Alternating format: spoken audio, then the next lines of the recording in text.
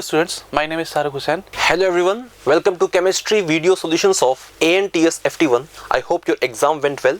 तो हम लोग स्टार्ट करते हैं विद द फर्स्ट क्वेश्चन जो आपके पास है क्वेश्चन नंबर 46.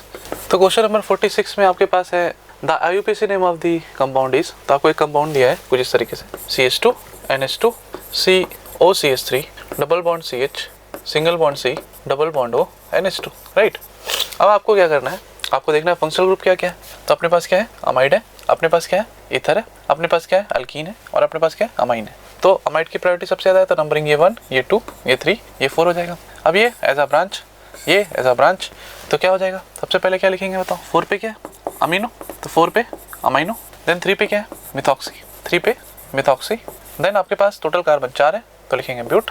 2 पे डबल बॉन्ड है, तो लिखेंगे 2 पे इन है. देन क्या है आपके पास, अमाइड है, तो इनामाइड हो जाएगा. क्या हो जाएगा, इनामाइड हो जाएगा. राइट, तो इनामाइड हो जाएगा. तो आप क्या बोलोगे यहाँ पर, 4 अमाइनो 3 मिथॉक्सी ब्यूट 2 इनामाइड, या फिर आप 2 ब्यूट इन अमाइड भी लिख सकते हो, वो पहले भी लिखा जाता है, ये आपको पता होगा. तो हम लोग ढूंढेंगे क्या होगा, 4 अमाइनो और 3 मिथॉक्सी. 4 अमाइनो 3 मिथॉक्सी एक ही में, और ये 2 ब्यूटिनामाइड 2 ब्यूटिनामाइड. यहाँ पर ब्यूट 2 इन लिखो, या फिर आप ऐसे लिखो, इसको बात सेम होता है, 2 ब्यूटेनामाइड. ठीक है, तो ये 2 जो है रिप्रेजेंट कर रहा है कि यहाँ पर जो इन है वो कहाँ है आपके पास, सेकेंड नंबर पे. राइट, तो इस तरह से अपना ऑप्शन जो है करेक्ट कौन सा हो गया, ऑप्शन नंबर बी जो है ये करेक्ट आंसर हो जाएगा. ठीक है, चलिए हम लोग नेक्स्ट क्वेश्चन देखते हैं. नेक्स्ट क्वेश्चन है अपने पास क्वेश्चन नंबर 47. क्वेश्चन नंबर 47 में अगर आप देखेंगे तो आपको दिया है SC triple bond C and then C पे CH3 है, देन डबल बॉन्ड CH है, एंड देन सिंगल बॉन्ड आपके पास CH3 यहाँ पे. ठीक है, अब अगर आप यहाँ देखेंगे तो आप क्या बोलेंगे, सर यहाँ पे डबल बॉन्ड भी है और ट्रिपल बॉन्ड भी है, तो प्रायोरिटी किसकी ज़्यादा होगी. तो प्रायोरिटी जो है यहाँ पर हम लोग अभी नंबर सिस्टम से देखेंगे, और नंबर सिस्टम करेंगे तो ये 1, ये 2, ये 3, ये 4 और ये 5 होगा. लेकिन इधर से नंबरिंग करेंगे तो 2 पे आएगा, इधर से 1 पे ही मिल रहा है, इसलिए इधर से नंबरिंग सही है. अगर आपके पास दोनों साइड से नंबरिंग सेम हो जाती तो प्रायोरिटी आप किसको देते, तब डबल बॉन्ड को प्रायोरिटी आप देते. लेकिन अभी तो हम लोग नंबर रूल को फॉलो कर रहे हैं. तो आप देखोगे इसके हिसाब से यहाँ पर क्या है, 3 पे मिथाइल है, तो आप लिखोगे 3 पे क्या है सर, मिथाइल है. राइट, देन आपके पास टोटल कार्बन कितने हैं, 5, तो आप लिखोगे पेंट है. देन आपके पास डबल बॉन्ड है और ट्रिपल बॉन्ड है, तो डबल बॉन्ड कितने नंबर पे, 3 पे, तो आप लिखोगे 3 पे N है. एंड देन क्या है आपके पास, 1 पे आइन है. 1 लिखने की जरूरत तो है नहीं, आप डायरेक्ट लिख सकते हो YNE. तो आंसर हो जाएगा 3 मिथाइल पेंट 3 इन आइन, है ना. और या फिर इसको एक और तरीका हो सकता है लिखने का, जैसे मैंने बोला था पीछे भी कि 3 मिथाइल और फिर क्या लिखेंगे 3 पे ये वाला 3 आगे लिखा जा सकता है आपको, पेंट इन आइन ऐसे भी लिख सकते हैं, है ना. और आइन कितने पे, 1 पे, तो 1 लिखो या ना लिखो कोई फर्क नहीं पड़ता. लेकिन चूंकि ऑप्शन में यहाँ पे 1 दिया हुआ है तो आप 1 कंसिडर कर रहे हो, है ना. यहाँ पर आप 1 आइन भी लिख सकते हो, यहाँ भी 1 आइन लिख सकते हो, तो 1 लिखना आपके पास कंपलसरी यहाँ पर नहीं होता है.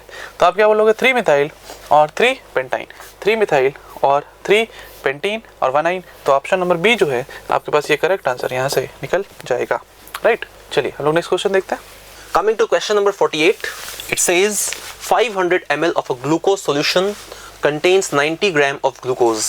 The concentration of the solution is. तो हमें इस ग्लूकोज सॉल्यूशन की फाइंड करनी है मोलैरिटी, और मोलैरिटी का फॉर्मूला होता है, we all know, number of moles of solute divided by volume of solution in liters.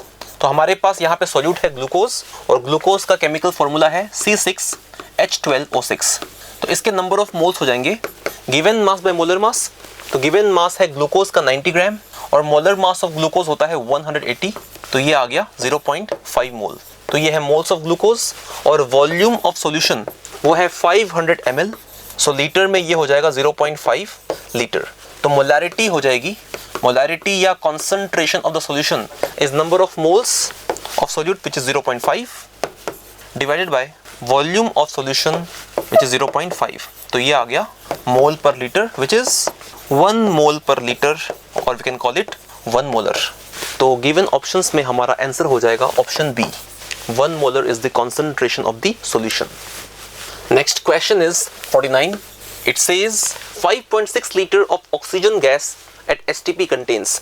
तो ऑक्सीजन गैस है O2, तो STP पे इसकी वॉल्यूम दी है हमें 5.6 लीटर. तो number of moles of the gas, इसका फॉर्मूला हो जाएगा given volume of the gas 5.6 litre divided by molar volume of the gas at STP, और मोलर वॉल्यूम होती है 22.4 लीटर पर मोल एट STP. तो ये आ जाएगा 0.25 मोल. तो हमारे पास O2 गैस के मोल्स है 0.25, और O2 गैस के एक मोल में या एक मॉलिक्यूल में 2 एटम्स हैं ऑक्सीजन के, इसका मतलब मोल्स ऑफ ऑक्सीजन एटम्स हो जाएंगे 2 into moles of O2 molecule which is 0.25, तो ये है 0.5।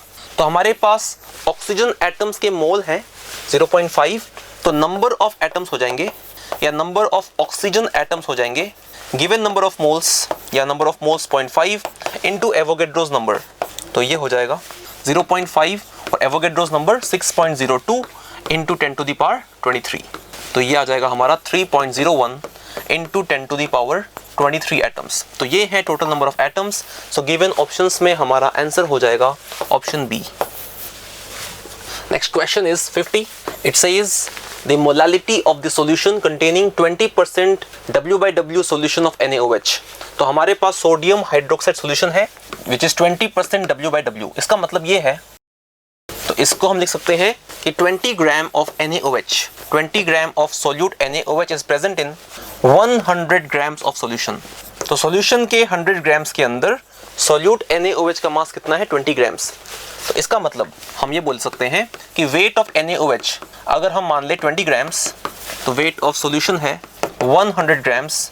इसका मतलब कि वेट ऑफ सॉल्वेंट वाटर वो हो जाएगा mass of solution minus mass of solute which is 100 minus 20 grams which is 80 grams. तो हमारे पास सोल्यूट के मास है और सॉल्वेंट का भी मास है और हमें फाइंड करना है मोलालिटी, और मोलालिटी का फॉर्मूला होता है moles of solute divided by weight या mass of the solvent in KG. तो हमारे पास सोल्यूट का मास है 20 ग्राम्स NaOH का, तो सोल्यूट के मोल्स हो जाएंगे given mass by molar mass, तो मास है 20 और मोलर मास ऑफ NaOH कितना होता है 40। तो ये हो गया number of moles divided by weight of solvent in KG. तो सॉल्वेंट का वेट है 80 ग्राम्स, तो केजी में ये हो जाएगा 80/1000 केजी। तो ये बन जाएगा 20/40 इज 0.5 डिवाइडेड बाय 0.08 मोल पर केजी और मोलल, और ये आ जाएगा 6.25 मोलल। सो गिवन ऑप्शंस में हमारा आंसर हो जाएगा ऑप्शन बी। नेक्स्ट क्वेश्चन है अपने पास क्वेश्चन नंबर 51। क्वेश्चन नंबर 51 में आपसे पूछा है विच of the following has correct numbering according IUPAC। तो आपसे पूछा है IUPAC का नंबरिंग कौन सा सही है। जैसे पहला दिया है आपके पास CH3 CH2 CH C2H5 है, तो मैं लिखूंगा CH2 CH3 राइट। देन अपने पास है CH2, देन अपने पास है CH CH3, देन अपने पास है CH2 और CH3। तो आपसे पूछा है करेक्ट नंबरिंग कौन है, और इसका नंबरिंग क्या है 1 2 3 4, ये 5, ये 6 और ये 7, ये नंबरिंग क्या है। ठीक है, तो आपको पूछा है कि करेक्ट नंबरिंग कौन सा होगा, ये करेक्ट नंबरिंग है या नहीं है। दूसरा जो आपके पास दिया है वो दिया है CH2 double bond CH single bond CH2 single bond CH2 C triple bond N दिया हुआ है राइट, ये दिया हुआ है। अब तीसरा जो आपके पास है वो एक एक करके मैं फिर आपको डिस्कस कर दूंगा। मैं पहले लिख लेता हूँ CH2 double bond C CHO right, then CH2 then CH2 और ये CH3। तो मैं पहले इसके अकॉर्डिंग जो नंबरिंग है वो लिख दे रहा हूँ, ये दिया हुआ है ठीक है, और इसमें दिया हुआ है 1 2 3 4 ये 5 दिया हुआ है ठीक है। अब हम लोग इसको देख लेते हैं कि कौन सा वाला अपना सही होना चाहिए, फिर एक और लास्ट ऑप्शन भी चेक करके आपको बता दूंगा। तो आप इसमें आओगे अगर आप तो बोलोगे सर ये लॉन्गेस्ट चेन दिया है ठीक है, लेकिन नंबरिंग क्या सही है क्या। आप बताओ इधर से नंबरिंग कर रहे हो तो 3 पे क्या है मिथाइल, और क्या है 5 पे क्या है इथाइल। लेकिन अगर मैं इधर से नंबरिंग करता तो क्या होता 1 2 3 4 5 6 7, तो क्या होता बताओ, तब भी 3 पे इथाइल और आपके पास क्या होता 5 पे मिथाइल। तो नंबरिंग दोनों साइड से क्या है सेम है। देखो इस पे किस पे आया 3 पे और 5 पे, और इधर से किस पे आया 3 पे और 5 पे, नंबरिंग सेम है। तो प्रायोरिटी किसको देनी चाहिए अल्फाबेटिकली, तो अल्फाबेटिकली प्रायोरिटी देंगे तो इधर से नंबरिंग सही होना चाहिए, क्योंकि यहाँ पर कौन आ रहा है इथाइल और यहाँ पे कौन आ रहा है मिथाइल, यानी ये नंबरिंग सही होगा और ये गलत होगा, यानी ये ऑप्शन बिल्कुल गलत है। दूसरे वाले में साफ साफ दिख रहा है ये फंक्शनल ग्रुप है, तो नंबरिंग इधर से होनी चाहिए थी 1 2, ये गलत है, ये 3 ये 4 और ये 5, तो ये नंबरिंग सही होती, यानी ये भी आपके पास गलत नंबरिंग दी गई है। नेक्स्ट में अगर आप आओगे तो आप देखोगे यहाँ से नंबरिंग स्टार्ट कर दी है, जबकि प्रायोरिटी ज़्यादा किसकी होती है भाई एल्डिहाइड की, तो यहाँ से नंबरिंग स्टार्ट होना चाहिए था, तो ये भी कैसा है गलत है। तो ऑप्शन आंसर क्या होगा फिर आपके पास लास्ट वाला, तो ऑप्शन नंबर डी जो है आपका करेक्ट आंसर हो जाएगा। ठीक है, आप चेक भी कर सकते हो, बहुत सिंपल है। देखो फंक्शनल ग्रुप से स्टार्ट करके दूसरे फंक्शनल ग्रुप पे कंप्लीट कर दिया, तो इसलिए नंबरिंग क्या है बिल्कुल सही है। ठीक है, ध्यान रखना है कि आपको ऐसा लॉन्गेस्ट चेन लेना है जिसमें आपके फंक्शनल ग्रुप आने चाहिए। ऐसा नहीं कि आपने लॉन्गेस्ट चेन ले लिया उसमें कोई फंक्शनल ग्रुप ही नहीं आया, तो फिर वो गलत हो जाएगा। तो हम लोग इसलिए बोलेंगे कि डी जो है वो करेक्ट आपका दिया हुआ है। चलिए हम लोग नेक्स्ट क्वेश्चन देखते हैं। नेक्स्ट क्वेश्चन है अपने पास क्वेश्चन नंबर 52। तो अगर हम लोग क्वेश्चन नंबर 52 में देखेंगे तो क्वेश्चन नंबर 52 में आपसे बोला है कि only 2 isomers of monochloro product. आपसे बोला है सिर्फ 2 ही आइसोमरिक मोनोक्लोरो प्रोडक्ट होना चाहिए। एन ब्यूटेन बोला, ब्यूटेन क्या हो गया, एन ब्यूटेन ये हो गया। अब अगर इसमें आप मोनोक्लोरिनेशन कराओगे तो आप कहाँ कहाँ क्लोरीन लगा सकते हो, तो आप बोलोगे सर एक तो 1 पे लगा देंगे और दूसरा 2 पे लगा देंगे, तो एक यहाँ से और एक यहाँ से बना लेंगे। तो आप क्या बोलोगे, कितने बने, 2 बने, ठीक है। स्टीरियो मेंशन नहीं किया है तो हम लोग अपने मन से स्टीरियो कंसिडर नहीं करेंगे। तो ये आपके पास 2 बन गए, तो आंसर तो ये हो गया, आंसर यही से निकल गया। लेकिन बाकी भी आपको मैं चेक करके बता देता हूँ। 2,4 डाइमिथाइल पेंटेन है, तो पेंटेन हो गया अपने पास 1 2 3 4 और 5। 2 पे और 4 पे डाइमिथाइल है, 2 और 4 पे डाइमिथाइल है। तो इसमें क्या करा रहा है, क्लोरीनेशन कराया है बेसिकली, और कुछ नहीं है, ठीक है ना। तो यहाँ पर क्या है, 2 पे आपके पास है और कहाँ है, 4 पे डाइमिथाइल है। तो ये 1 2 3 और ये 4 पे डाइमिथाइल है। अब अगर आप इससे आंसर करोगे तो इससे आंसर प्रोडक्ट कितने बनाओगे बताओ, मैं डायरेक्ट बता सकता हूँ, आप समझ जाओगे। एक बार क्लोरीन यहाँ लगा दो, एक प्रोडक्ट यहाँ लगाओगे सेम बन जाएगा। एक क्लोरीन यहाँ लगा दो, दूसरा प्रोडक्ट, और एक यहाँ लगा दो, तीसरा प्रोडक्ट। तो दूसरा टोटल प्रोडक्ट कितने बनेंगे, 3। समझ में आ गया होगा ना। एक बार यहाँ क्लोरीन, एक बार यहाँ क्लोरीन और एक बार यहाँ क्लोरीन। अब यहाँ लगाओगे तो फिर से सेम बन जाएगा, यहाँ लगाओगे तो फिर सेम बन जाएगा, यहाँ लगाओगे तो फिर सेम बन जाएगा। तो ये 3 आंसर होगा नहीं, क्योंकि अपने को 2 चाहिए था, वो आंसर पहले मिल चुका है। बेंजीन में आप डायरेक्ट क्लोरीनेशन करा नहीं सकते, है ना। मतलब कौन सी की बात कर रहे हैं, मोनोक्लोरो प्रोडक्ट, यानी अगर आप फ्री रेडिकल्स बनाना चाहते हो तो नहीं बनेगा। हाँ, अगर आप क्लोरीनेशन कराओ Cl2 HCl3 के प्रेजेंस में तो अब बात अलग है कि एक जाकर जुड़ जाएगा, तो ये भी आंसर नहीं होगा। 1 मिथाइल ब्यूटेन है, 1 मिथाइल ब्यूटेन कहने का मतलब क्या हो गया बताओ, पेंटेन हो गया। तो पेंटेन हो गया, तो 1 2 3 4 5 पेंटेन हो गया। तो इसमें कितने बनेंगे, एक यहाँ से H निकालो, Cl लगाओ, एक प्रोडक्ट, यहाँ से निकाल के एक बनाओ दूसरा प्रोडक्ट, और यहाँ से निकाल के बनाओ तीसरा प्रोडक्ट। तो ये भी कितने बनाएंगे, 3। तो ये भी आंसर होगा नहीं। तो इसलिए आप क्या बोलोगे, सही आंसर जो है वो कौन होना चाहिए, एन ब्यूटेन होना चाहिए। तो आंसर ए जो है ये करेक्ट आंसर आपका निकल के आ जाएगा, ठीक है। जैसे मैंने ये लिखा ना, तो जहाँ जहाँ स्टार लगाया वहाँ आप अलग अलग करके एक एक करके क्लोरीन लिखोगे, आपका आंसर वहाँ से आ जाएगा, राइट। चलो नेक्स्ट क्वेश्चन देखते हैं। Next question is 53. It says wavelength of a photon having an energy of 2 electron volt will be. तो फोटोन की एनर्जी का फॉर्मूला होता है E is equal to 12,400 by lambda. So this is the energy of one photon. और इस फॉर्मूले के अंदर जो वेवलेंथ लैम्डा है it is in एंगस्ट्रॉम और energy is in electron volt. तो यहाँ से मिलेगा हमें wavelength lambda is equal to 12,400 by energy of photon. तो एनर्जी की वैल्यू हमें दी है 2 इलेक्ट्रॉन वोल्ट, तो ये बन जाएगा wavelength of photon is 12,400 divided by energy which is 2, और ये वेवलेंथ आ जाएगी हमारे पास एंगस्ट्रॉम के। तो एंगस्ट्रॉम में आ गई, तो ये बन जाएगा 6,200 एंगस्ट्रॉम। तो ऑप्शंस हमें मीटर में दिया है, तो इसे हम मीटर में कन्वर्ट करेंगे। तो एंगस्ट्रॉम को जब हम मीटर में कन्वर्ट करेंगे we have to multiply by 10 to the power -10। तो ये बन जाएगा 6.2 into 10 to the power -7 metre. तो this is the wavelength of the photon. Given options में हमारा आंसर हो जाएगा option A. Next question is 54. It says de Broglie wavelength of 20 gram ball moving with a velocity of 50 meter per second is. तो de Broglie wavelength का formula होता है lambda is equal to h by mv, जहाँ पे h है Planck's constant, m is the mass and v is the velocity. तो Planck's constant h है 6.626 into 10 to the power -34 in SI unit, और मास हमें दिया है 20 ग्राम, तो SI यूनिट kg में ये हो जाएगा 20/1000 kg, और वेलोसिटी हमें दी है 50 मीटर पर सेकेंड। तो ये जो वैल्यू आएगी वो आएगी SI unit of wavelength which is metre में। तो यहाँ से 2 0 कैंसिल कर देंगे, तो 5 into 10, तो ये भी हो जाएगा कैंसिल। तो नीचे आ गया 1, इसका मतलब डी ब्रोगली वेवलेंथ हो जाएगा प्लैंक्स कांस्टेंट के बराबर, numerical value 6.626 into 10 to the power -34 in metre. So given options में हमारा आंसर हो जाएगा option B. Next question is 55. It says the maximum number of electrons present in the fourth shell is. तो nth shell के अंदर जो maximum number of electrons होते हैं इसका फॉर्मूला होता है 2n², और यहाँ पे n की वैल्यू कितनी है, 4 दी है, तो ये बन जाएगा 2 into 4²। This is 2 into 16 32। तो फोर्थ शेल के अंदर मैक्सिमम 32 इलेक्ट्रॉन्स आ सकते हैं। तो गिवन ऑप्शंस में हमारा आंसर हो जाएगा ऑप्शन डी। नेक्स्ट क्वेश्चन है अपने पास क्वेश्चन नंबर 56। क्वेश्चन नंबर 56 में अगर आप देखेंगे तो आपसे पूछा which of the following show geometrical isomerism. जब भी रिंग में आपको क्वेश्चन आता है, साइक्लोएल्केन्स में आता है, तो आप ध्यान रखें कि आपके पास ब्रांच होना चाहिए, यानी सब्स्टिट्यूएंट्स होने चाहिए, रिंग से जुड़ा होना चाहिए, और 2 सब्स्टिट्यूएंट होने चाहिए और अलग अलग कार्बन पे होने चाहिए, और एक ही ग्रुप पे एक ही कार्बन पे दोनों के दोनों ग्रुप सेम नहीं होने चाहिए।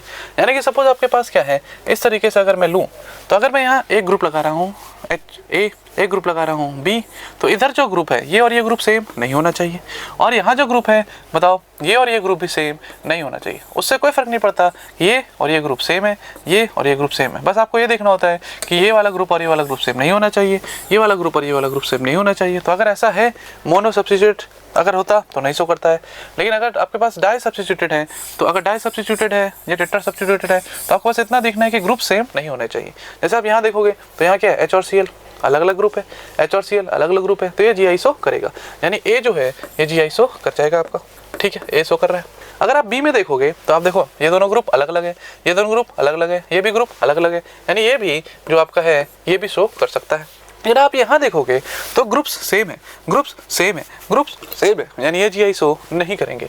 तो क्या बोलोगे आप, C जो है ये GI शो नहीं करेगा।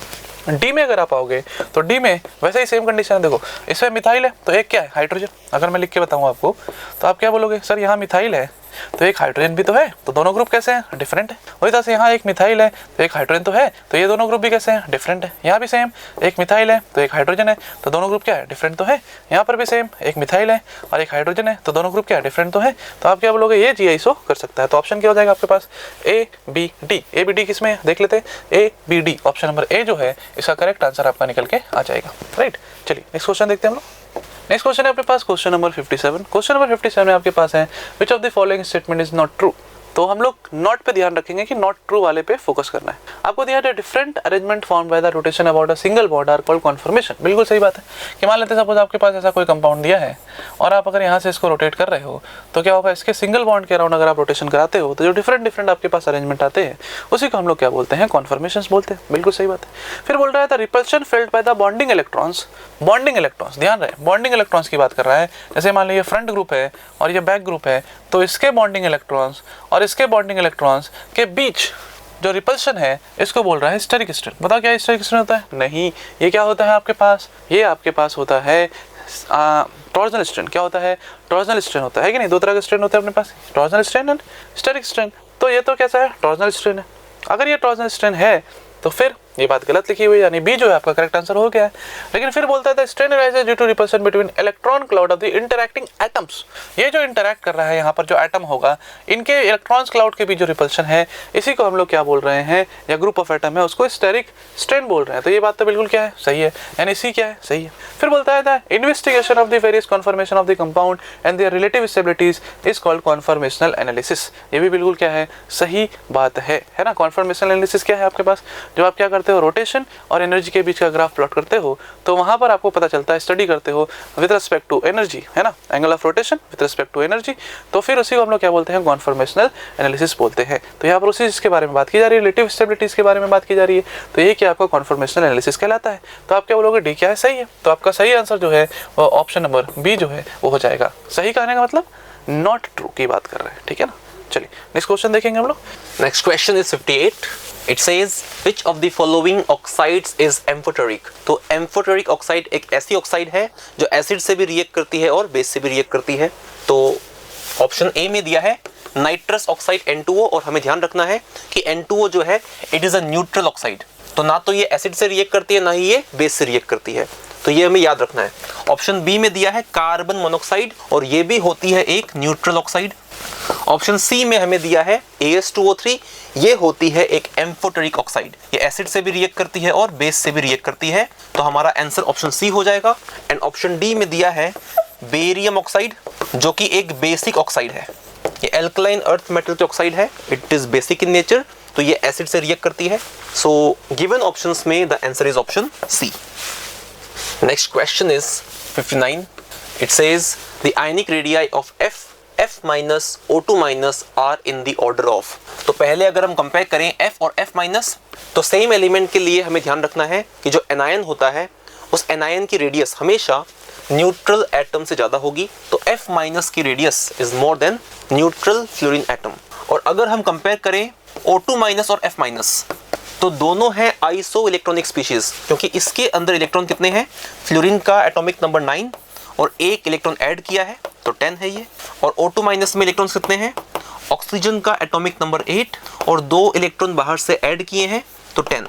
सो दोनों है आइसो इलेक्ट्रॉनिक स्पीशीज, और आइसो इलेक्ट्रॉनिक आयंस के लिए जिसका नेगेटिव चार्ज ज़्यादा होता है उसका आयनिक रेडियस ज़्यादा होता है।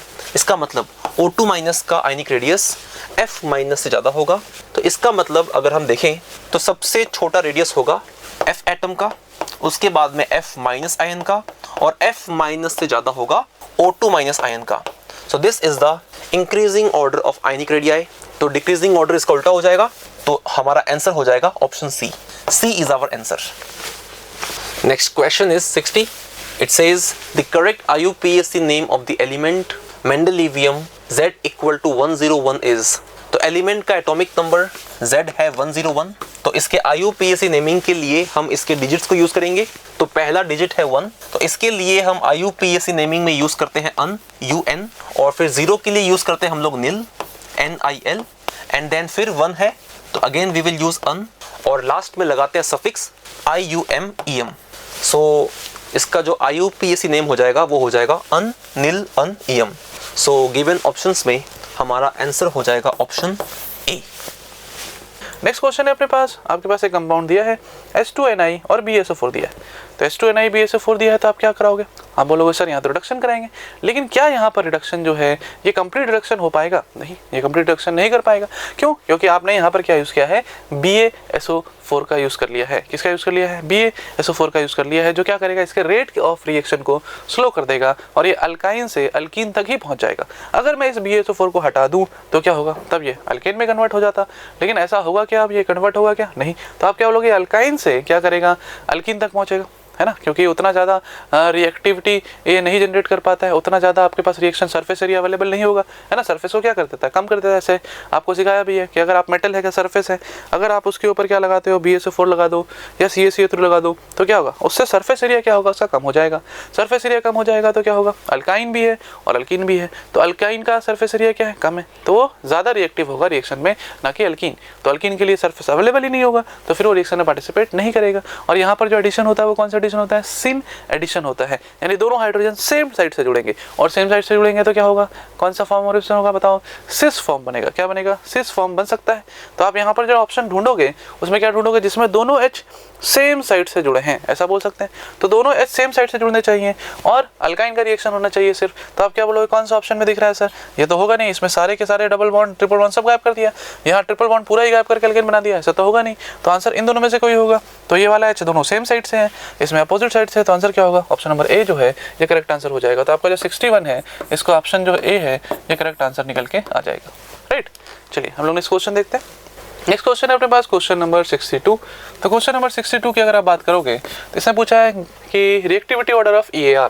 रिएक्टिविटी ऑफ EAR का मतलब क्या है? Electrophilic addition reaction. तो इसको ब्रेक करोगे आप, तो इससे ब्रेक करोगे तो इससे भी फॉर्मेशन हो जाएगा कार्बोकेटाइन का। अगर इलेक्ट्रोफाइल अटैक करेगा तो क्या होगा? इस तरह से कार्बोकेटाइन का फॉर्मेशन होगा। सपोज मैंने H+ ले लिया, कार ये इलेक्ट्रोफाइल की तरह बिहेव करेगी नहीं, तो एक एग्जांपल के लिए मैंने ये ले लिया। अब उसी तरीके से दूसरे वाले एग्जांपल में जाएंगे। तो यहाँ पर भी अगर आप क्या लेते हो, इस तरह से चलते हो, या एक काम करो इलेक्ट्रोफाइल ले लेता हूँ मैं, नहीं तो फिर इसमें आप फिर बोलोगे सर पॉसिबिलिटीज़ की बात है, तो यहाँ पॉसिबिलिटीज़ तो दिया नहीं है, तो हम लोग इलेक्ट्रोफाइल ले लेते हैं। तो मैं क्या करूँगा? एक इलेक्ट्रोफाइल जोड़ दूंगा, ठीक है। एक इलेक्ट्रोफाइल जोड़ दिया तो E लिख लेते हैं, सिर्फ इलेक्ट्रोफाइल जुड़ गया और इस पर पॉजिटिव चार्ज रह गया। उसी तरह से यहाँ पे आएगा तो इलेक्ट्रोफाइल जुड़ेगा, तो बताओ क्या होगा? इलेक्ट्रोफाइल यहाँ जुड़ जाएगा और यहाँ पे क्या आएगा? प्लस आएगा। आएगा नहीं आएगा? क्यों आएगा प्लस? क्योंकि यहाँ से ये क्या करेगा? बैक बॉन्डिंग करेगा। क्या करेगा? बैक बॉन्डिंग से स्टेबलाइज करेगा। उसी तरीके से इसमें अगर आप आओगे और इसमें इलेक्ट्रोफाइल अगर अटैक कर जाए तो क्या होगा? पाई बॉन्ड टूटेगा और कार्बोकेटाइन का फॉर्मेशन होगा। तो CH3 है, इस पर प्लस आ गया और इस पर ही जुड़ गया। राइट, वही तरीके से आपके पास CH2 CH3 है। अब इसमें अगर आप इलेक्ट्रोफाइल ऐड करोगे तो यहाँ से क्या बन जाएगा? बताओ। ये तो चला गया डबल बॉन्ड, तो इस पर क्या है? CH2 CH3, चार्ज कैसा आ गया? पॉजिटिव, और यहाँ कौन जुड़ गया? इलेक्ट्रोफाइल। अब जिसकी कार्बोकेटाइन की स्टेबिलिटी क्या होगी? सबसे ज़्यादा होगी, उसकी इलेक्ट्रोफिलिक एडिशन रिएक्शन की वही क्या होगा? ज़्यादा रेट होगा। तो आप क्या बोलोगे सर कि सर इनमें से सबसे ज़्यादा स्टेबल कौन होगा? तो आप बोलोगे सर जिसमें क्या हो रही है? बैक बॉन्डिंग सबसे ज़्यादा स्टेबल होगा। इसमें अल्फा H अगर आप देखोगे तो उसके अकॉर्डिंग आप काउंट करोगे। तो बाकी वाला जो तो है वो तो कॉमन है ना, ये देखो कॉमन है, तो मैं इसलिए इस पर फोकस कर रहा हूँ। तो मैं इसके अकॉर्डिंग और इसके अकॉर्डिंग बात कर लूँगा, क्योंकि बाकी तो सेम है। तो मैं बोलूँगा इस पर कितने अल्फा हाइड्रोजन है, 3, क्योंकि सेम है इसलिए मैं उसको काउंट नहीं कर रहा, ठीक है। ऐसा मत बोलना कि सर ने अल्फा एच गलत काउंट कर लिया। तो मैं ये इधर सेम आएगा, इसमें भी सेम आएगा दोनों में, इसलिए मैं इसको छोड़ के इस पर फोकस कर रहा हूँ सीधा, ताकि आपको टाइम कम लगे। आप क्वेश्चन आएगा आपको एग्जाम में ऐसे ही करना है कि आपके पास यहाँ 3 है, यहाँ 2 है, तो ज़्यादा स्टेबल कौन होगा, ये। तो ये होगा फर्स्ट, ये क्या हो जाएगा आपका फर्स्ट हो जाएगा। तो ये फर्स्ट हो गया आपके पास। देन उसका सेकंड कौन हो जाएगा, ये वाला। देन थर्ड कौन हो जाएगा, ये वाला। और ये क्या हो जाएगा फोर्थ, क्योंकि यहाँ पर अल्फा एच इन दोनों के कंपैरिजन में क्या होगा, कम होगा। तो आप क्या बोल सकते हो, सबसे ज़्यादा कौन होगा, सेकंड। तो आप बोलोगे सबसे पहले कौन आएगा सर, सेकंड आएगा। सेकंड के बाद कौन आएगा, ये वाला। इसमें CH3 है, तो 3 अल्फा हाइड्रोजन है यहाँ पर अपने पास, है ना, इन सब में कॉमन है। तो इसलिए हम लोग यहाँ से देख रहे हैं। तो आप बोलोगे सर ये आ जाएगा, ये कौन सा नंबर है अपने पास, थर्ड नंबर। तो 2 के बाद कौन आ जाएगा, 3। 2 के बाद कौन आ जाएगा, 3 के बाद कौन आ जाएगा, 4, एंड सबसे लास्ट में कौन आ जाएगा, 1, क्योंकि ये तो कॉमन पार्ट था इसमें। तो इस पर डिसाइड कर रहे थे, इसमें कोई अल्फा हाइड्रोजन एक्स्ट्रा मिलेगा नहीं आपको। तो आप क्या बोलोगे, आंसर हो जाएगा 2, 3, 4, 1। तो 2, 3, 4, 1 अपने पास कौन सा है, देख लेते हैं। 2, 3, 4, 1 ऑप्शन नंबर सी जो है ये करेक्ट आंसर अपना निकल के आ जाता है, राइट। चलिए नेक्स्ट देखते हैं हम लोग। Next question is 63.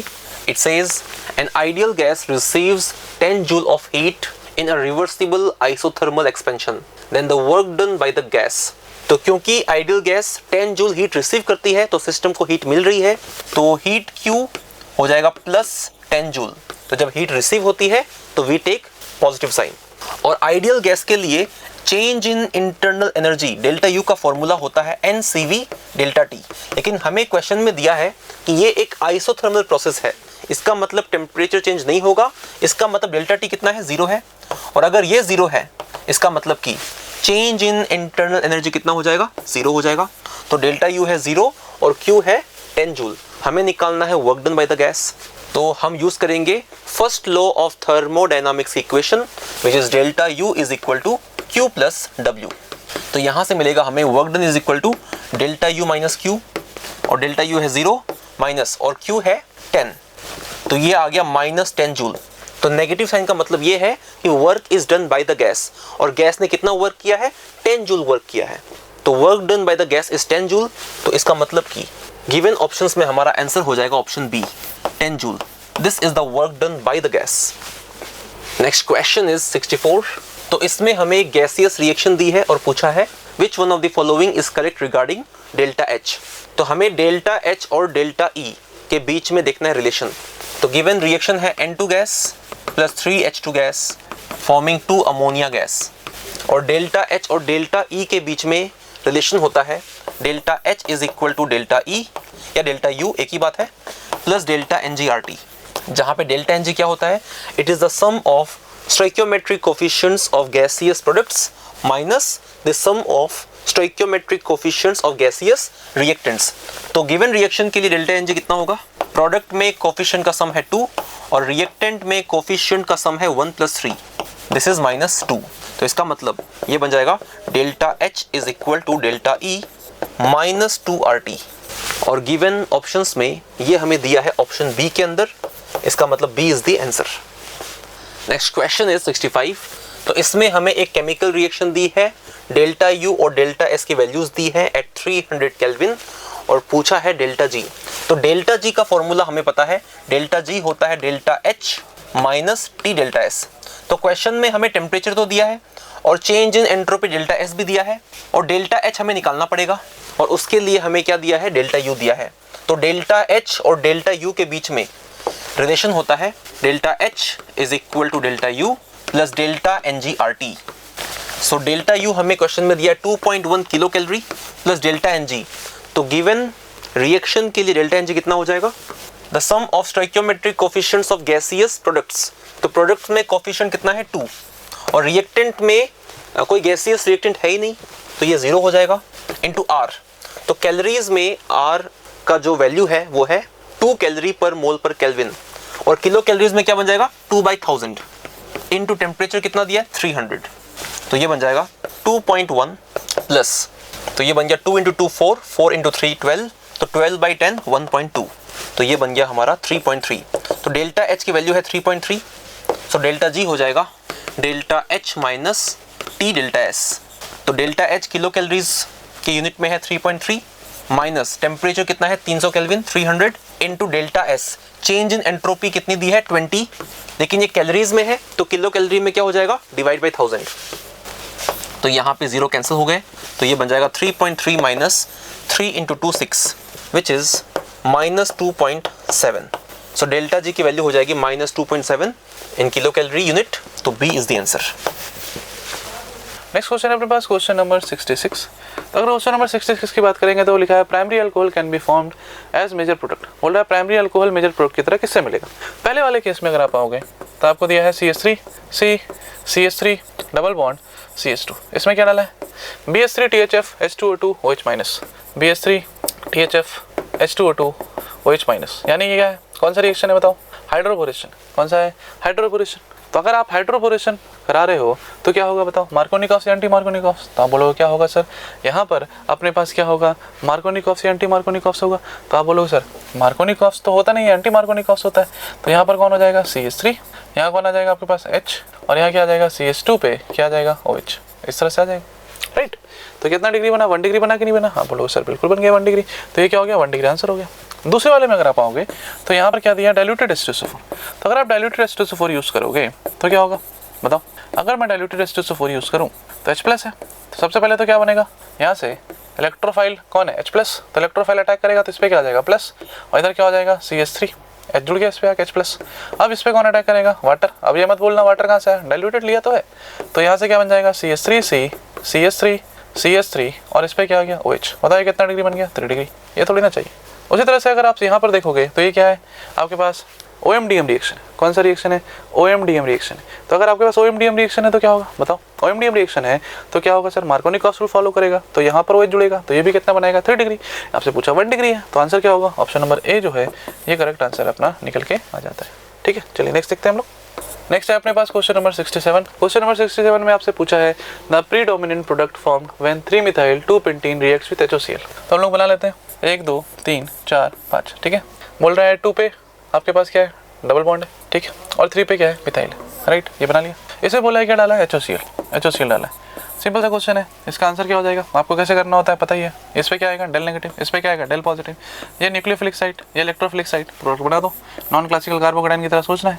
तो इस पे कौन आ जाएगा बताओ OH, और बताओ इस पे कौन आ जाएगा Cl आ जाएगा नहीं। तो आप नंबरिंग करोगे तो क्या हो जाएगा, इधर से भी 3 पे इधर से भी 3 पे, तो इधर से करेंगे 1 2 3 4 और ये 5। तो आपको क्या ढूंढना है 2 पे क्लोरो 3 पे OH है, 2 पे क्लोरो 3 पे OH है, 2 पे क्लोरो 3 पे OH और CH3 दोनों है कि नहीं, और फिर 5 कार्बन का है। तो ऑप्शन नंबर डी जो है ये आपका करेक्ट आंसर निकल के आ जाएगा। यही मैच कर रहा है, एक बार फिर से देख लेते हैं हम लोग। CH3 CHCl CH3 CHCl, then C पे OH है, C पे CH3 है, देन CH2 CH3 है। तो ऑप्शन नंबर डी जो है अपना करेक्ट आंसर हो जाएगा राइट। चलिए हम लोग नेक्स्ट क्वेश्चन देखते हैं। Next question is 68। इसने पूछा है for which reaction is Kp equal to Kc। तो Kp और Kc के बीच में रिलेशन होता है Kp is equal to Kc into RT to the power delta Ng। तो अगर हम चाहे Kp remains equal to Kc, इसका मतलब RT to the power delta Ng कितना होना चाहिए, this should be equal to 1। और ये वैल्यू 1 कब होगी, when delta Ng is equal to 0। अगर डेल्टा Ng 0 हो जाए तो फिर ये 1 बन जाएगा, तो Kp will be equal to Kc। तो हमें ये देखना है कि गिवन ऑप्शंस में किस रिएक्शन के लिए डेल्टा Ng की वैल्यू कितनी हो, 0 हो। डेल्टा Ng क्या होता है, sum of coefficients of gaseous products minus sum of coefficients of gaseous reactants. तो 1 बाय 1 करके चारों ऑप्शंस चेक करते हैं। ऑप्शन ए, तो इसमें डेल्टा Ng की वैल्यू कितनी हो जाएगी, तो गैसियस रिएक्टेंट या प्रोडक्ट में जो कोफिशिएंट का सम है वो कितना है 2 + 1, और रिएक्टेंट में है 2, तो ये आ गया 1। तो डेल्टा Ng यहाँ पे 1 है, तो ये हमारा आंसर नहीं होगा। हमें डेल्टा Ng कितना चाहिए, 0 चाहिए। ऑप्शन बी, तो ऑप्शन बी के लिए डेल्टा Ng हो जाएगा, प्रोडक्ट में है 2 और रिएक्टेंट में है 1 + 3, तो ये -2 है, तो ये भी हमारा आंसर नहीं होगा। ऑप्शन सी चेक करते हैं। तो यहाँ पे डेल्टा Ng, तो प्रोडक्ट में कोफिशिएंट है 2 और रिएक्टेंट में कोफिशिएंट का सम है 1 + 1 अगेन 2, तो 2 - 2 0, तो यहाँ पे डेल्टा Ng 0 है, तो हमारा आंसर हो जाएगा ऑप्शन सी। ऑप्शन डी भी चेक कर लेते हैं। तो यहाँ पे डेल्टा Ng कितना होगा, प्रोडक्ट में है 2 और रिएक्टेंट में कोफिशिएंट का सम है 2 + 1, तो ये आ गया 2 - 3 - 1, तो ये भी हमारा आंसर नहीं होगा। तो our answer is option C. Next question is 69। It says the yield of the product will be higher if the value of equilibrium constant K for the reaction is. तो हमें पता है कि इक्विलिब्रियम कांस्टेंट की value जितनी ज़्यादा होती है तो एक्सटेंट ऑफ रिएक्शन भी उतना ही ज़्यादा होगा, और जितना ज़्यादा एक्सटेंट ऑफ रिएक्शन उतना ही फॉरवर्ड जाएगी, प्रोडक्ट का यील्ड उतना ही ज़्यादा होगा। तो हमें देखना है कि गिवन ऑप्शंस में सबसे ज़्यादा इक्विलिब्रियम कांस्टेंट की वैल्यू कौन सी है, जो कि ऑप्शन सी में है। तो इसका मतलब क्योंकि सी का इक्विलिब्रियम कांस्टेंट हाईएस्ट है, इसमें yield of the product will be highest, तो C will be our answer. Next question is 70। इसमें हमें एक गैसियस रिएक्शन दी है और पूछा है if observed vapour density of mixture at equilibrium is 35 then find out the value of alpha. तो जब ये रिएक्शन स्टार्ट हो रही थी तो हमारे पास इनिशियली सिर्फ और सिर्फ सल्फर ट्राइऑक्साइड है। तो जो इनिशियल वेपर डेंसिटी है या फिर जो थियोरेटिकल वेपर डेंसिटी है जिसको हम कैपिटल डी से रिप्रेजेंट करते हैं, वो हो जाएगा molar mass of SO3 gas divided by 2, क्योंकि वेपर डेंसिटी का फॉर्मूला क्या होता है, molar mass of the gas by 2। तो ये बन जाएगा SO3 का molar mass 80 by 2 which is 40। तो ये है थियोरेटिकल वेपर डेंसिटी या initial vapour density capital D. और क्वेश्चन में दिया है कि जो ऑब्जर्व वेपर डेंसिटी है या फिर जो फाइनल वेपर डेंसिटी है of the mixture at equilibrium, जिसे हम स्मॉल डी से रिप्रेजेंट करते हैं, इसकी वैल्यू है 35। और अल्फा और वेपर डेंसिटी के बीच में रिलेशन होता है for dissociation reaction, alpha is equal to capital D minus small D upon n minus 1 into small D, जहाँ पे n क्या होता है, n is the sum of coefficients of products per mole of the reactant. तो n की value हो जाएगी sum of coefficients of products 1 + 1/2 which is 3/2। तो सभी वैल्यूज को अगर हम यहाँ पुट करें तो अल्फा आ जाएगा, alpha is equal to capital D है हमारे पास 40 minus small D 35 upon n है 3/2 माइनस 1 इंटू स्मॉल डी है 35। तो बस सॉल्व करना है हमें ये। तो ये बन गया 5 और नीचे आ जाएगा 3/2 माइनस 1 विच इज 1/2 इंटू 35। तो ये 7 टाइम्स जाएगा, this becomes 2/7 and 2/7 is approximately 0.28। सो ये है approximate value of alpha. So given options में हमारा आंसर हो जाएगा ऑप्शन ए। नेक्स्ट क्वेश्चन है अपने पास क्वेश्चन नंबर 71। क्वेश्चन नंबर 71 में अगर हम लोग आए तो क्वेश्चन नंबर 71 में आपसे दिया है CH3 C triple bond CH और इसमें डाला है BD3 पहला रीजेंट BD3, यानी हाइड्रोपोरेशन का क्वेश्चन है बेसिकली, है कि नहीं, बस आइसोटोपिक दे दिया H2O2 और OH माइनस। तो हम लोगों ने क्या सीखा है, हम लोगों ने सीखा है कि यहाँ पर क्या होता है, बताओ, मार्कोनिकॉफ्स एंटी मार्कोनिकॉफ्स। तो आप बोलोगे सर बिल्कुल एंटी मार्कोनिकॉफ्स करेंगे, तो इस पे कौन जुड़ेगा बताओ। यहाँ पर जो आता है वो कौन सा आता है, यहाँ से D आता है ना, और यहाँ से कौन आता है, यहाँ से OH आएगा आपके पास। तो आप क्या बोलोगे, इस C पे कौन जुड़ेगा, D, और यहाँ डबल बॉन्ड CH पे कौन आ गया बताओ, OH। अब ये क्या कराएगा, टॉटोमराइजेशन कराएंगे। तो टॉटोमराइजेशन कराएंगे तो क्या होगा, ये यहाँ से यहाँ जाएगा, ये यहाँ से यहाँ जाएगा, तो टॉटोमराइजेशन हो गया। और टॉटोमराइजेशन हो गया तो क्या बन जाएगा, CH3 C, एक तो कौन हो गया H और एक कौन हो गया D, और यहाँ से क्या बन गया C डबल बॉन्ड O और क्या बन गया H, यानी CHO CHD और CH3 ढूंढना है अपने पास। हाँ, तो CHO CHD और CHO CHD और CH3, और कोई ऑप्शन तो नहीं है ऐसा, नहीं बिल्कुल नहीं है। मतलब अपने पास ऑप्शन जो है वो ऑप्शन नंबर C जो है ये करेक्ट आंसर निकल के आ जाता है। राइट, सिंपल सा क्वेश्चन था, आपको बस ये देखना था, बस इस पे ध्यान रखना था कौन कहाँ जुड़ता है। तो ये जो D है वो कहाँ जुड़ेगा, यहाँ पे, और ये जो H है वो कहाँ जुड़ेगा, यहाँ पे। एंटी मार्कोनिकॉफ्स लगाया और फिर उसके अकॉर्डिंग फिर हम लोगों ने टॉटोमराइजेशन कराया, टॉटोमराइजेशन करा के हम लोगों ने प्रोडक्ट का फॉर्मेशन कर लिया। राइट, चलिए नेक्स्ट क्वेश्चन देखते हैं हम लोग। नेक्स्ट क्वेश्चन है अपने पास क्वेश्चन नंबर 72। क्वेश्चन नंबर 72 में आपसे पूछा है correct basic order of A B and C, है ना। तो आपको क्या देखना है, बेसिक ऑर्डर पूछा है तो आप सबसे पहले क्या देखोगे, कौन सा लोन पेयर लोकलाइज्ड।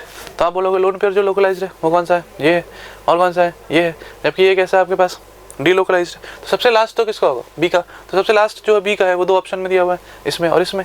अब बताओ सबसे ज़्यादा किसका होगा, तो बताओ यहाँ पर जो है ये जो आपके पास है इसके डोनेट करने की टेंडेंसी क्या होगी, ज़्यादा, और इसके डोनेट करने की टेंडेंसी क्या होगी, कम, क्योंकि एरोमेटिक जो होता है उसके बेस कैरेक्टर क्या होती है, कम होती है। तो आप क्या बोलोगे, क्या हो जाएगा यहाँ से, आप बोलोगे सबसे ज़्यादा किसका होगा सर, सी का, फिर किसका होगा, ए का, और फिर क्या होगी, बी की, क्योंकि ये कैसा है डीलोकलाइज्ड।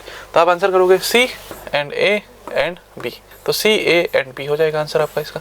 तो 72 का सी ए बी हो जाएगा। सी ए बी कौन सा है, ऑप्शन नंबर बी जो है करेक्ट आंसर हो जाएगा। मैंने फिर से बता देता हूँ कैसे किया। सबसे पहले ढूंढो लोकलाइज्ड डीलोकलाइज्ड। अगर दोनों ही लोकलाइज्ड हैं तो फिर देखो आप क्या है, किसमें कौन सा कैरेक्टर है। तो अगर आपके पास नॉन एरोमेटिक है तो उसकी बेसिक कैरेक्टर ज़्यादा होगी, और अगर एरोमेटिक है तो उसकी कम होगी। तो आपने उसी तरह से हम लोगों ने चेक किया, पहले देखा कौन कॉन्जुगेटेड है कौन नॉन कॉन्जुगेटेड है, यानी लोकलाइज्ड है या कौन डीलोकलाइज्ड है। तो ये कैसा था आपके पास लोकलाइज्ड, ये दोनों कैसे थे, ये भी लोकलाइज्ड और ये डीलोकलाइज्ड था। डीलोकलाइज्ड सबसे लास्ट हो गया, है बी, इन दोनों में कर लिया कंपेयर, तो ये एरोमेटिक सिस्टम है, ये नहीं है, तो इसलिए इसकी ज़्यादा होगी सबसे, ठीक है, राइट। Next question is 73।